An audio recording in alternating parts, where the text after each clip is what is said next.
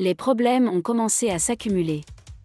Ce sont les États-Unis qui se trouvent actuellement dans une situation grave. Les autorités d'Etoudi ont été informées de la décision.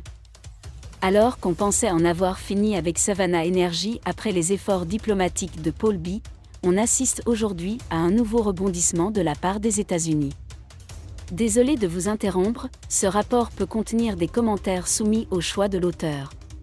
S'il vous plaît, si vous êtes nouveau sur cette chaîne, veuillez vous abonner et activer la cloche de notification. De cette façon, vous serez averti lorsque nous publierons de nouveaux rapports sur cette même chaîne. Merci.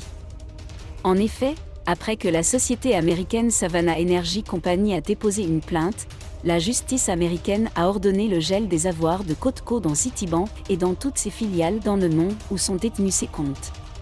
Vendredi 15 septembre 2023, un juge américain a rendu un jugement historique contre la filiale gabonaise de Citibank, qui tire des revenus du pétrole de Toba. L'ordonnance gèle tous les mouvements financiers, y compris 150 millions de dollars actuellement détenus par la filiale gabonaise de Citibank. Cette décision constitue le deuxième revers majeur des autorités tchadiennes après qu'un arbitre à Paris ait donné raison au groupe Savannah, illégalement dépossédé de ses actifs. Le document qu'il a reçu.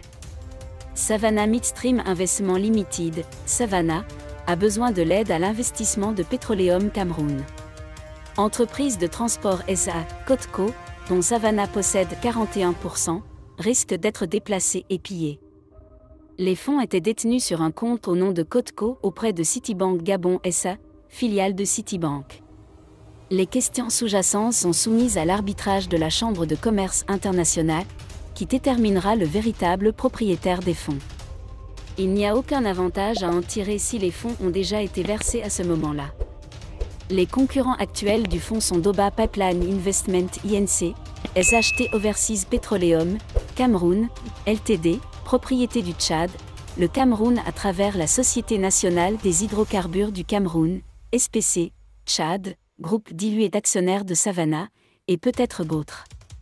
La seule protection pour les fonds pour le moment est qu'ils sont gelés sur un compte bancaire chez Citibank Gabon Ltd., dont le siège est à Libreville. Le tribunal de commerce du Gabon a ordonné le gel des fonds actuels, mais ce gel est controversé et pourrait être levé, ce qui permettrait à d'autres soumissionnaires d'accéder aux 151 millions de dollars. Dirigeants responsables des défendeurs Citibank et Citigroup, respectivement. Administrateur de Citibank Gabon Ltd., sera expressément et immédiatement sommé de se conformer à cette ordonnance du tribunal de commerce de Libreville au Gabon et de maintenir le statu quo en maintenant cette ordonnance. Gèle les fonds de Costco jusqu'à ce que les différends entre les actionnaires de Costco soient résolus, à l'exception des montants normalement requis pour payer les employés de Costco, les impôts et les sous-traitants et fournisseurs existants essentiels à l'exploitation des pipelines de Costco. Merci d'être resté avec nous jusqu'à ce point, comme toujours pour promouvoir la liberté d'expression. Si vous avez aimé cette vidéo, merci de liker, partager, commenter et surtout vous abonner à la chaîne. Et on se retrouve très vite pour une prochaine vidéo.